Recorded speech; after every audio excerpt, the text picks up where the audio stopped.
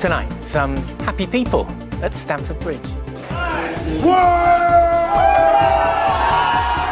It was a night of triumph as Chelsea booked their place in the Champions League final, which is due to take place in Istanbul. But with such high COVID rates in Turkey, shouldn't the match be played here? Also on the programme, the father of four stabbed to death outside his Essex home. My heart breaks for them, for their family and children.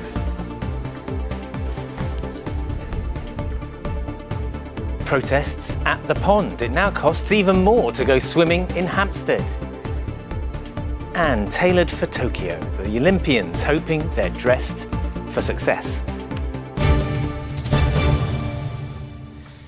Good evening. 3 months ago, Chelsea Football Club had sacked their manager, unhappy with results and performances. Today, with new man Thomas Tuchel at the helm, they're looking forward to the biggest cup final in European football. The Blues beat the Spanish giants, Real Madrid, 2-0 last night, and will take on Manchester City in the Champions League final at the end of this month. The game will be played in the middle of a global pandemic, of course, and in a country, Turkey, where the infection rate is very high. Rags Martel reports on the risks that both English teams and potentially their fans might be taking heading to a final in Istanbul.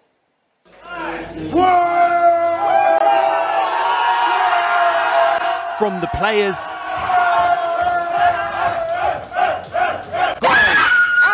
to the fans, Chelsea haven't stopped celebrating. How do you feel this morning? Amazing, so excited, so ecstatic at that performance. It's one of the best performances I've seen Chelsea ever play. Party! Party! I just thought the performance overall was amazing. There's not one player on the pitch that I think slacked. This was the moment. And finally it's in! Mason Mount making the Champions League final a full English. Chelsea against Manchester City. You know, it's a Champions League final, and you know, we go with everything. We believe in ourselves. We know that we will have to work hard. It's not done yet. It's not done yet. We want to go all the way. That means we arrive in Istanbul to win. The two English teams will have to travel all the way here, Istanbul, a city currently under lockdown. But there are growing calls for the game to be played here. Wembley is seen as the common sense option, but UEFA, the competition's organisers, are insisting the game will be played in Turkey. The COVID infection rate is 18 times higher over there, with 406 cases per 100,000. Over here, it's just 22. We are at high risk of introducing a problem we don't need to introduce because we can do it better in Wembley. And UEFA need to listen to the music that COVID trumps their politics. And even fans taking the leap and booking flights at a time when non-essential travel is banned is tricky. My kids are fans, you know, we'll be waking up this morning thinking, I want to go, I want to support the team. And I guess it's really difficult to advise travellers right now on what they can't do anything but really wait. How would you feel if it was moved to Wembley? I mean, that's not traditional, is it? I mean, I personally think where the final says it's going to be held, it should be held. Chelsea actually have two teams in the Champions League. In a historic first, the men and women have both qualified for the final. Chelsea are going to Gothenburg! This football club, honestly, this place is a dream to work at. Winning is in the bones of everybody inside. The venue of the final is proving controversial, but the players are just happy to be in it. Thanks, Martel, ITV News. Well, we can talk now to the former Chelsea defender, Wayne Bridge. Wayne, thanks ever so much for joining us. Can I ask you first what you make of this decision, or the plan, or the idea of sticking with the plan to play the final in Istanbul, given that COVID rates are so high there?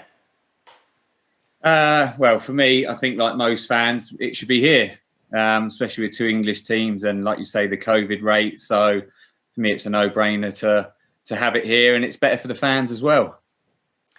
I don't think many of those fans were expecting Chelsea to win quite as convincingly as they did last night. Were you surprised? I wasn't, to be honest. I think he has surprised me, Tuchel, from when he first come. I was very Team Frank, which like most of the fans were. But you can't fault the way he's conducted himself, the way he's got the team playing. So, you know, everything, I think everyone's sad to see Frank go, but he's done so well since he come in. You know, he spoke well of Frank when he came in. And, you know, the players look like they're enjoying themselves. And I'm not surprised at the result, to be honest. And they could have put the leg to bed on the first game they played against them. They should have been 2-3 up in the first half. Well, you mentioned Frank Lampard. I mean, I guess a lot of his work at the club was reflected in, you know, how many academy players are coming through and playing a role. I'm thinking particularly of Mason Mount, of course, last night.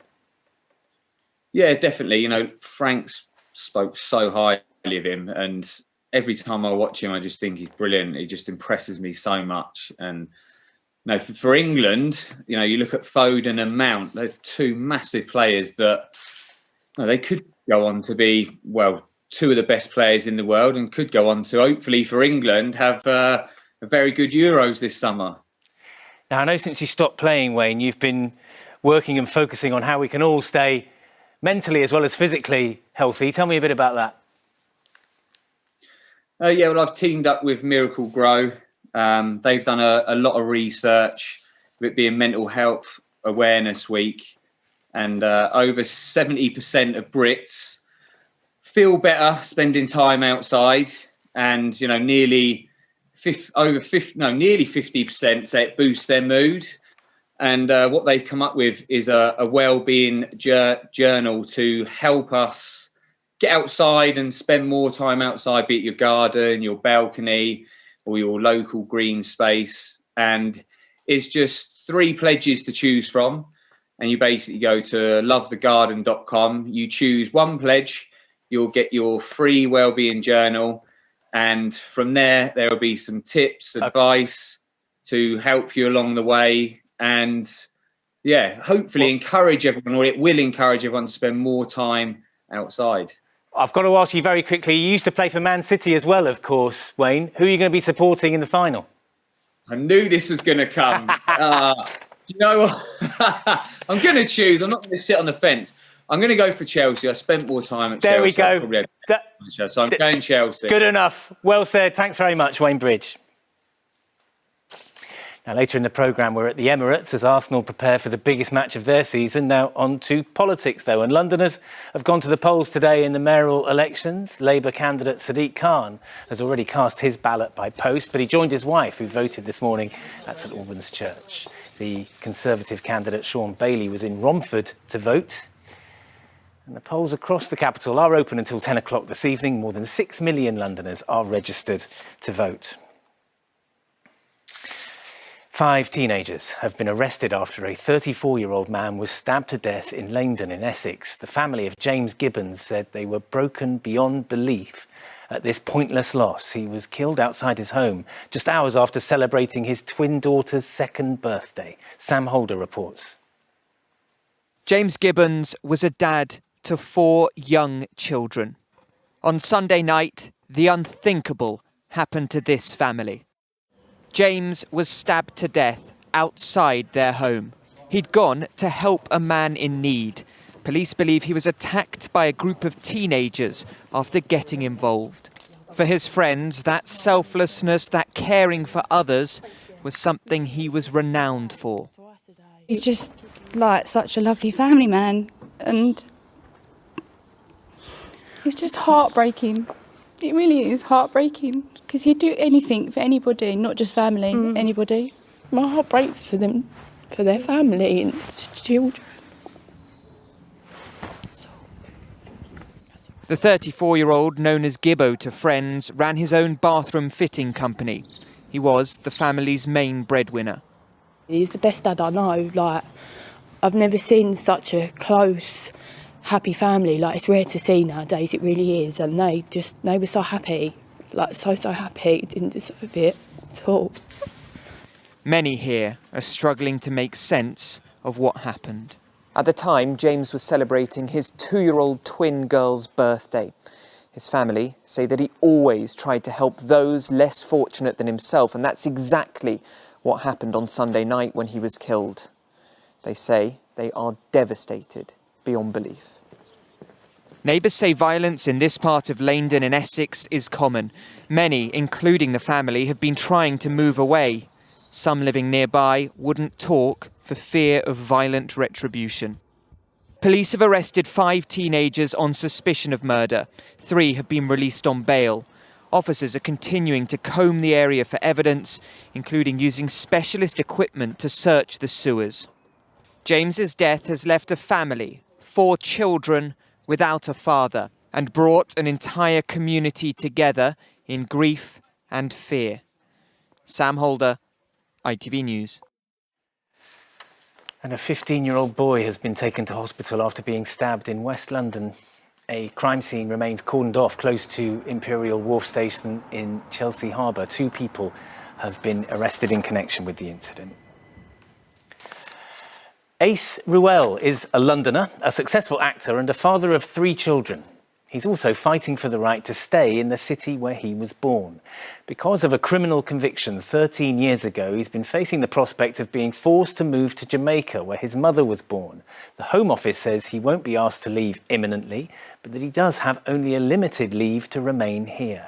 Ace spoke to our reporter, Ria Chatterjee.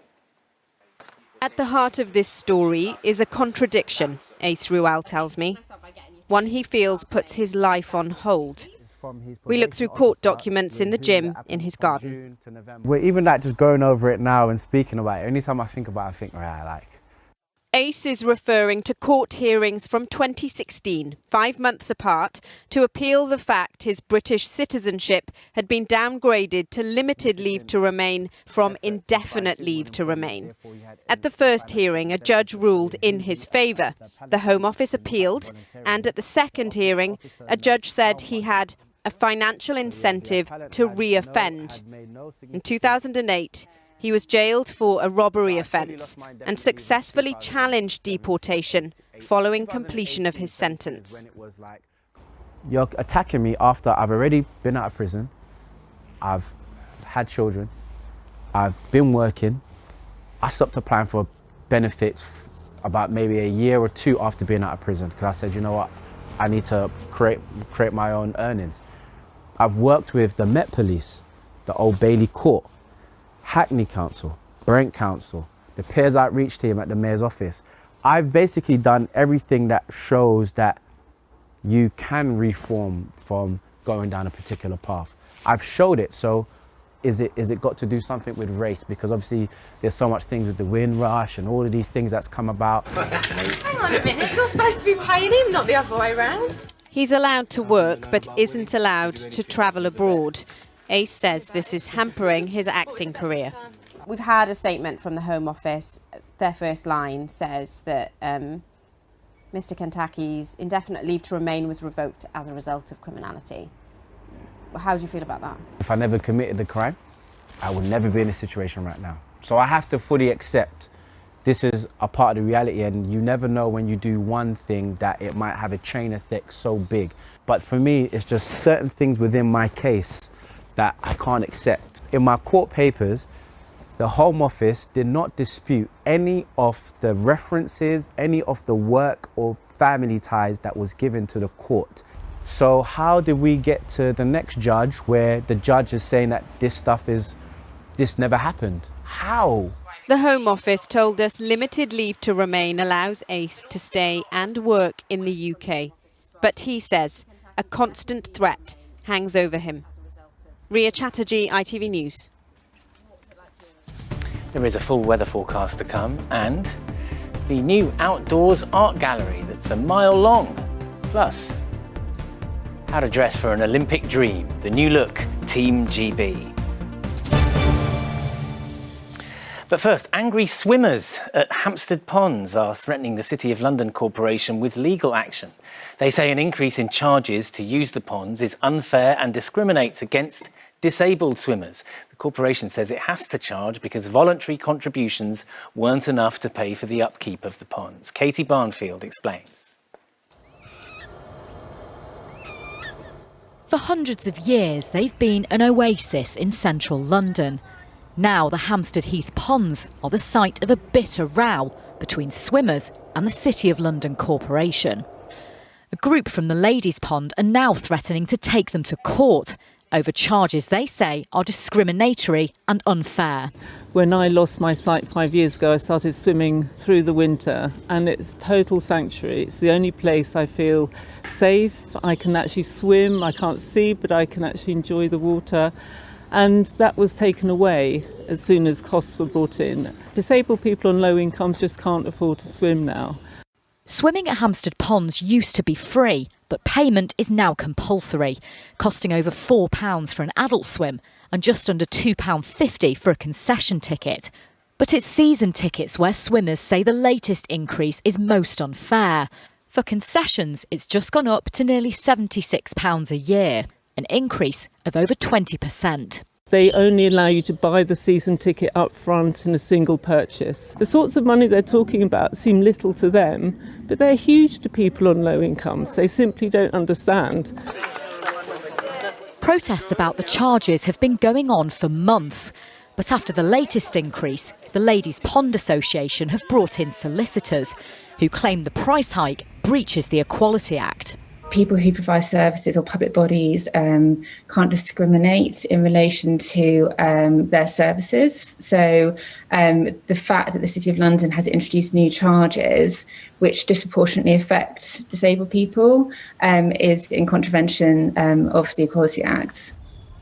The City of London Corporation told us they deny any suggestion that bringing in charging for the ponds is discriminatory or unlawful. They say the prices are fair and are used to keep the ponds safe and accessible for as many people as possible. The Ladies' Pond Association are now planning to launch a judicial review to try and force them to reconsider. Katie Barnfield, ITV News. Back to football now, and Arsenal's hopes of following Chelsea and getting to a European final. To do that, they're going to need to come back from a loss in the first leg against the Spanish side Villarreal. Antoine Allen is outside the Emirates for us tonight, where there's been some more protests this evening. Antoine, tell us. Yes, as Arsenal's players prepare for their must-win game, no doubt they would have heard the chants earlier from their fans who were calling for changes to the boardroom. If the players aren't successful tonight, those chants could change to the players on the pitch and the dugout. Victory or bust, Arteta or Emery. Tonight's Europa League semi-final is a chance for Mikel Arteta to prove he's the right manager for Arsenal. And it wasn't a mistake to sack Unai Emery, the manager for Villarreal, the team that Arsenal and Arteta must defeat tonight. It's a massive game for everybody, but in particular for the club, because we are here representing a football club and our fans. And what we want to do is do it the best way, winning trophies. Shirts, programmes, books. Home advantage means very little when supporters aren't allowed inside stadiums. But superfan Keith Martin is still dreaming of Arsenal winning a trophy to end their nightmare season. Keith has seen 13 managers take charge of his beloved Gunners. Keith, is Arteta still the right man for the job, or is it time to add another name to that list? No, I think Arteta is still the right man for the job at this moment in time. I think basically one of the problems was, all joking aside, he probably overachieved when he arrived at the club, and then winning the FA Cup and winning the Community Shield at the start of the season. Again, expectations obviously saw that much greater. Get out of our club! Get out of our club! A European semi-final usually signals a club going in the right direction, but recent supporter protests show many fans want change. Comedian Jack Whitehall, pictured here as a junior gunner, believes his team will only deliver 90 minutes of more heartache. I have very little confidence in Arsenal. I suspect I will be in a very foul mood come Friday morning, but who knows, maybe I'll be surprised. Recovered from malaria and mentally up for the challenge, Pierre-Emerick Aubameyang knows fans will be looking to him to put in a captain's performance. Physically, maybe I'm not 100%, but I'm quite there, and hopefully my body will respond as well. But I'm ready, definitely in my mind I'm ready. And Pepe answers the call. Arsenal have to overturn Villarreal's 2-1 advantage to book their place in the final. A club of Arsenal's size don't just need Europa League football, they need Champions League football. And the reason that Unai Emery was sacked was because he could not deliver that. Now, Mikel Arteta has that chance, but he must overcome that 2-1 deficit tonight in order to book their place in the final, where they could be taking on Manchester United if they're successful in their semi-final, which would be an all-English Europa League final once again. Many thanks, Anton. Now, London is home to some of the greatest art galleries and greatest art in the world. But when was the last time you went to look at any of those galleries? OK, it's been tricky in lockdown because they've all been closed. But a new scheme launched this morning makes it even easier to look at and learn about the great paintings which hang around the capital. It's called the Augmented Gallery, and it was launched by the actor and presenter Stephen Mangan, who joins us from his home now. Stephen, hello, good evening. Tell us how it works. Good evening. Yeah, it's done through the magic of technology. You download an app, a free app, from the Art of London website, and in 20 locations in central London, there are, they're called markers. They look like pixelated, there's one, pixelated sign. You hold your phone up or your tablet, and magically a work of art appears.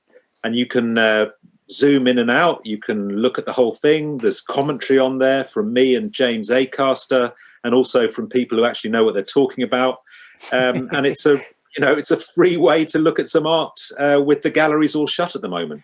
And the idea is that people's curiosity will be piqued as they, I don't know, perhaps when things get back to normal, they're running for a bus or going to get a sandwich, they spot this marker on the wall, and then they'll enjoy something. Yeah, I think you can either, make a day of it and go around and follow the trail. The map is on the app showing you where all the locations are. There's some in the National Gallery, there's some St Martin's Lane, down in St James's on Jermyn Street. That's sort of very central West End. You can do the whole thing in one go, or you might see the thing on the wall, download the app and have a look at a painting, have a look at a great work of art. And these markers are positioned across the West End, a part of London where, of course, a lot of jobs and livelihoods have been lost in the last 18 months in the theatre industry. Yes, I mean, it's difficult to know, really, how the world will be when we all get over this very strange period we've been living through in the last year, 15 months. Theatres have been shut, galleries have been shut. A lot of people rely on those places for their livelihood, not just the people who work in those places, but all the restaurants, all the bars. And it's really difficult to know what the world will look like when we go back. The idea of sitting in a theatre with 1,000 people coughing over each other doesn't quite feel like it'll work at the moment, but I know people are working very hard to get that back up and running because we're all missing it. And what about your acting? Because I know you were working on a piece about a pandemic when the pandemic struck. Yes, I was in the Middle East filming a movie about a global pandemic, a film that was written 4 years ago, in which everyone starts to panic. People are forced to wear masks. They're trying to get to the border.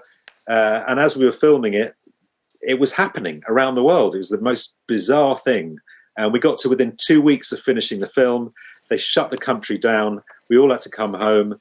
And then at the beginning of April this year, a year later, they finally got the insurance, the money, the crew together, the permission, the visas.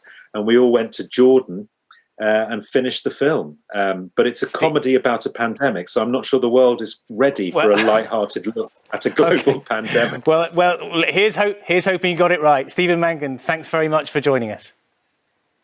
Thank you. Now, in case the weather's confusing you, despite the temperatures, it is in fact May. Surely warmer days are coming. Here's Sally with the forecast.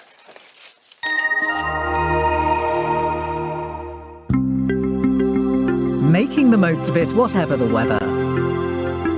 Octopus Energy sponsors ITV London weekday weather.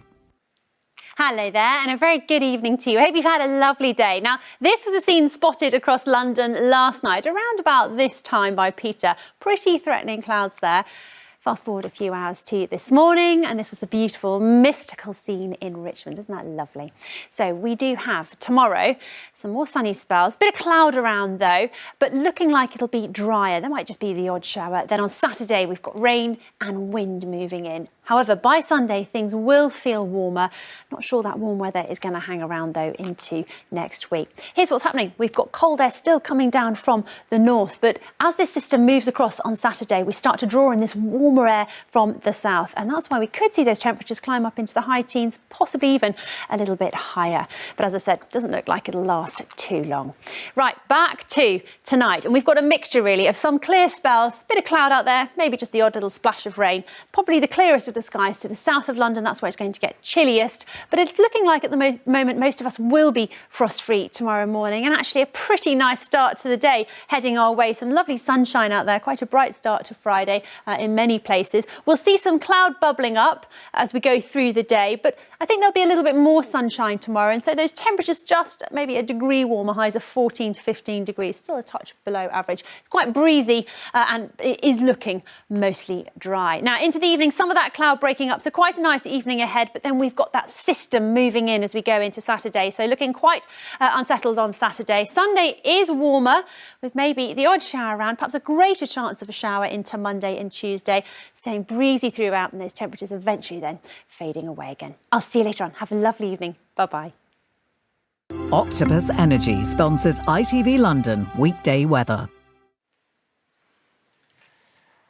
Finally tonight, with less than 90 days to go until the Olympics and rising infection rates in Japan, it's still not yet known whether the Games will actually go ahead. But for our Olympic hopefuls, the competition now feels more real than ever. Max Whitlock was among those modelling Team GB's new kit today at a glamorous launch at Somerset House. Warren Nettleford was there as well.